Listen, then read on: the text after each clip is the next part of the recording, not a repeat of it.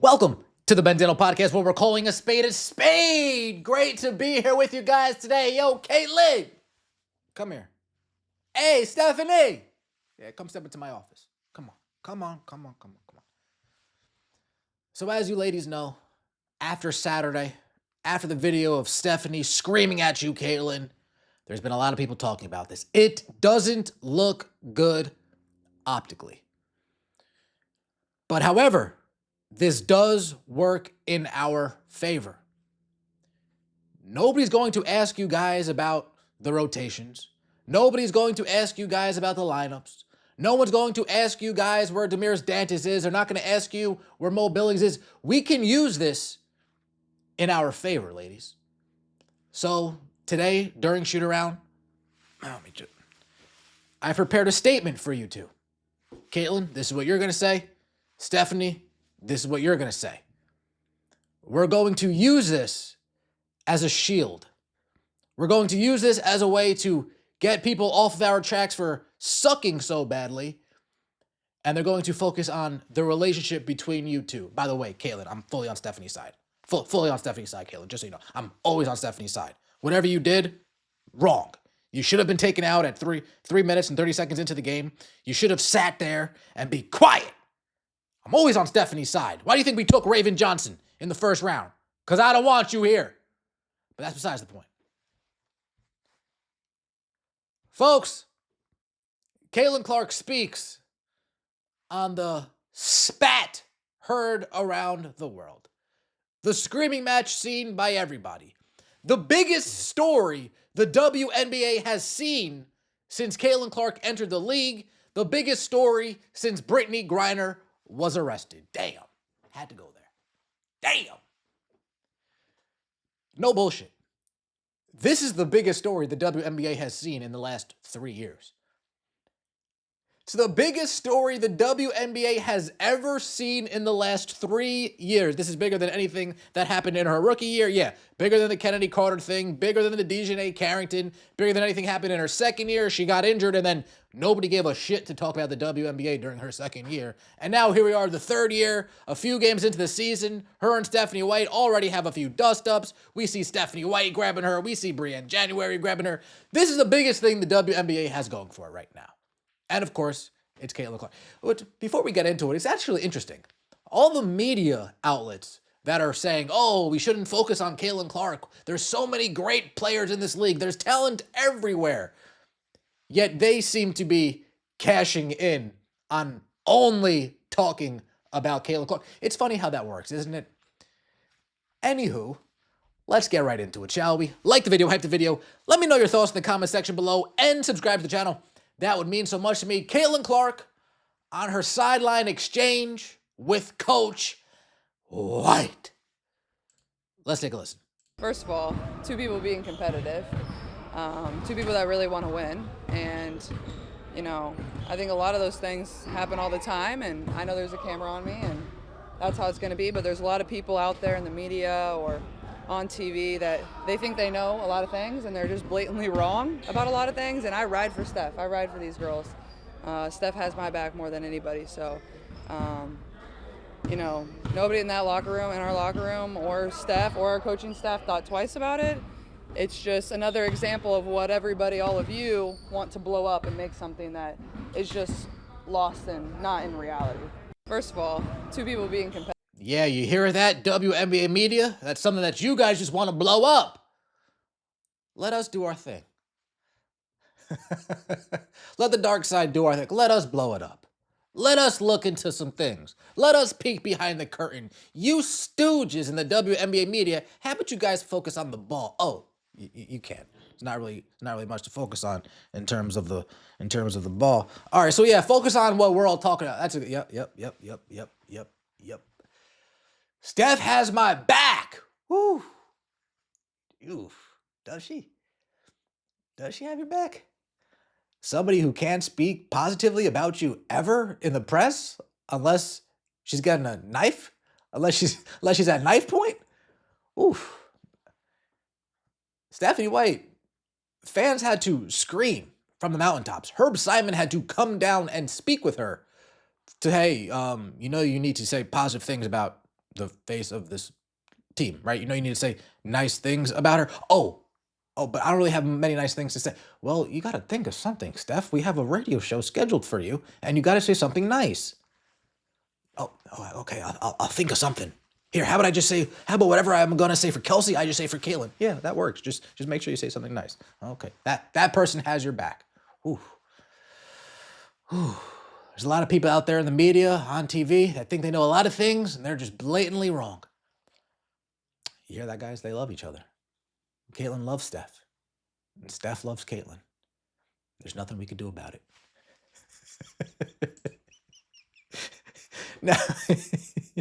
Now we got Stephanie White's comments on Caitlin Clark. A little interaction. I think what happened in that moment is I was challenging a player. It's coaching. It's what it is. I don't often think it becomes an issue if you're watching it in men's sports most of the time. Oh, yes, that's right. The victim part, the victim mentality. Oh, we're women, so you're picking on us. Smart, Herb Simon.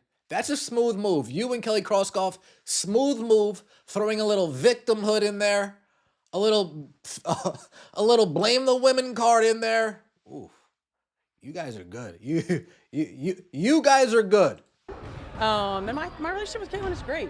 Like, I love Caitlin.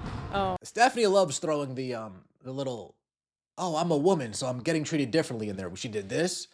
Remember, she got asked a question, and her response was, oh, well, if I was a man, I'm not so sure that you would ask me that question. Yikes. I ride with her. Like, this is, we have a... Damn, you ride. So Caitlin said she rides with you. You say you ride with her. It's almost as if, like, somebody gave you guys pieces of paper of, like, some nice key words to hit. Hey, you hit on... Don't forget, I ride with her. I highlighted that part for you. Hey, don't forget, I ride with Steph. I highlighted that part for you, too. Don't you guys forget that part. Okay. Great relationship. And I think that the narrative of people trying to make it something that it's not is just, taking sensationalism to try to get some clicks and all the other stuff. She wants to be coached. I want her to help me be a better coach. We're both competitive. We're both stubborn. We're more alike than different. Oh, yeah, you are stubborn. You see that defense? Sheesh. Yeah, you're stubborn. You see that offense? Oh, yeah, you are. Yeah, you are stubborn. You are stubborn. Hopefully we continue to bring the best out of each other. Continue to bring the best out of each other. Continue means ongoing. Well, you're not bringing the best out of her. And in your mind, she's not bringing the best out of you, which is why you say that your team plays faster when Raven Johnson's in and not Caitlin Clark. So are you guys really bringing the best out of each other? What's there to continue?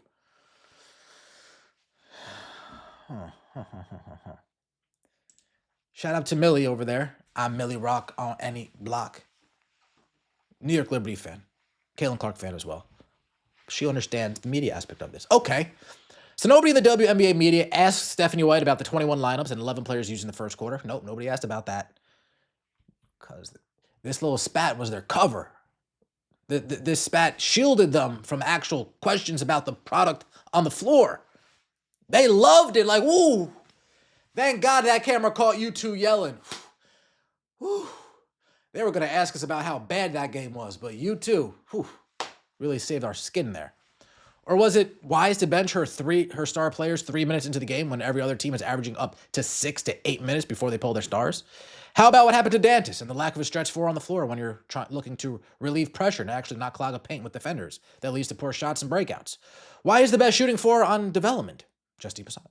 How does she intend to use Grace Van Sloon? And why is Monique Billings' minutes shrinking when she's the great communicator on the floor and defensive presence? Why is Bree Hall on the development? Has Ty Harris lost her job to Raven? All great questions, but those are the problem with those, Millie. Those are great questions. We don't do that over here. We don't do that over here. I know you might do that in New York, but over here, we don't ask great questions. I get this is the answer she has to give publicly, but at some point, her fans will walk away because if they think she doesn't care, they aren't going to keep defending her. She might not realize it, but it's her fans she's trashing right now. She's in a difficult spot.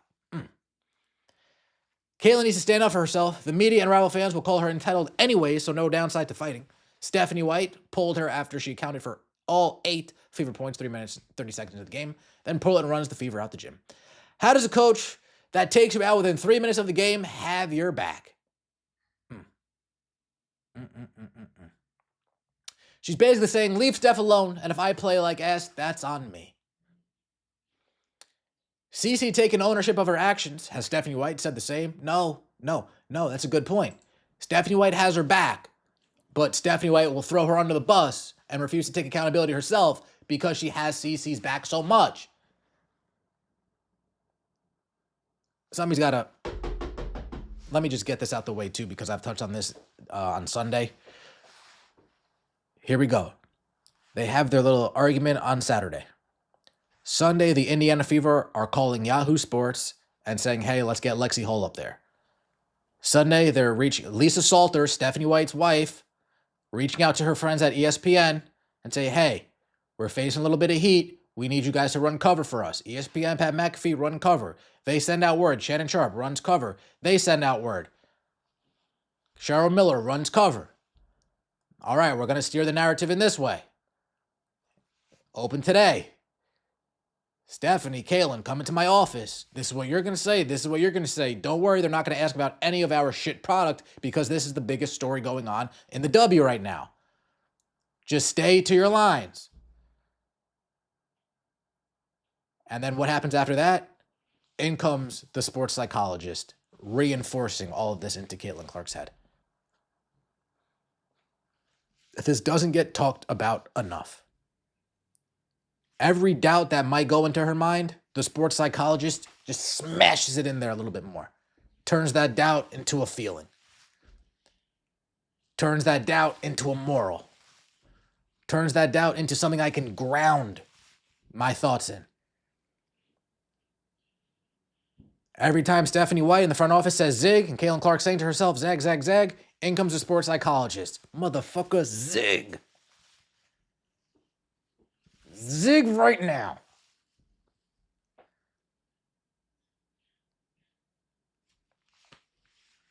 At some point, she's going to need to step up for herself. I agree. At some point, she's going to need to step up for herself because CDS is right. Fans are going to stop. If you don't care, if you're cool getting pushed around, you're cool scoring 7 points, you're cool scoring 6 points, well, people didn't come to watch you score 7 points, nor 6 points. Let me know your thoughts in the comment section below. Like the video, hype the video, and subscribe to the channel. That would mean so much to me. See you next time, and as always, take it easy.